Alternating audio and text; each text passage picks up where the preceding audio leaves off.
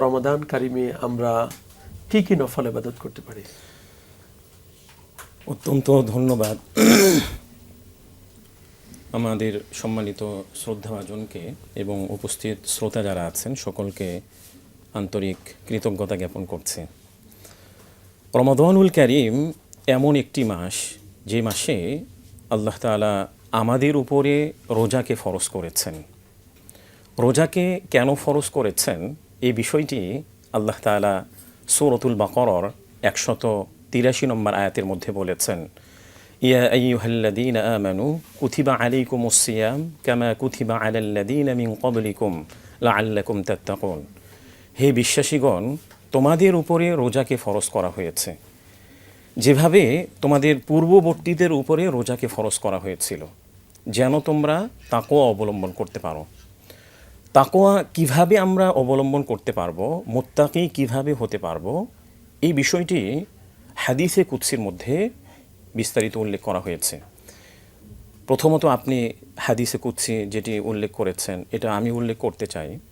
একজন বান্দা ফরজের মাধ্যমে আল্লাহ তাআলার প্রিয় ব্যক্তিত্বে রূপান্তরিত হন, কিন্তু একজন বান্দা নফলের মাধ্যমে আল্লাহ তাআলার নৈকট্যভাজন ব্যক্তিত্বে পরিণত হতে থাকে।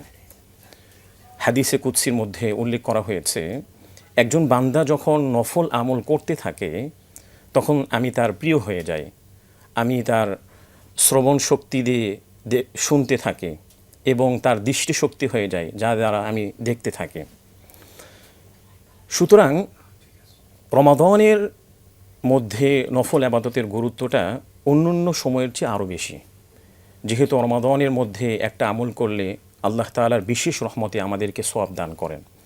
এই জন্য রমাদানুল কারীমের মধ্যে আমরা যদি ফরজ ইবাদতের পাশাপাশি নফল ইবাদতগুলি আরও বেশি বেশি করতে থাকি তাহলে আল্লাহ তাআলার প্রিয় ব্যক্তিত্বে আমরা আরও বেশি রূপান্তরিত হব। এখন আমরা নফল ইবাদত কি কি করতে পারি? আপনি প্রথমত উল্লেখ করেছেন আমরা ফার্স্টলি যদি আমরা নফল ইবাদত করতে চাই তাহলে আমরা তারাবির নামাজ আদায় করতে পারি। এটা তো সুন্নত মুআক্কাদা। জি জি, তারাবির নামাজ আমরা আদায় করতে পারি। এরপরে রমাদানুল কারীমের মধ্যে আমরা ইশরাকের নামাজ আদায় করতে পারি। এছাড়া 5 ওয়াক্ত নামাজের 17 ওয়াক্ত নামাজের যে ফরজ নামাজের পাশাপাশি আগে এবং পরে যে সুন্নতগুলো আছে সেই 12 রাকাত সুন্নত, সেই সুন্নত আদায় করলে কি সওয়াব হবে?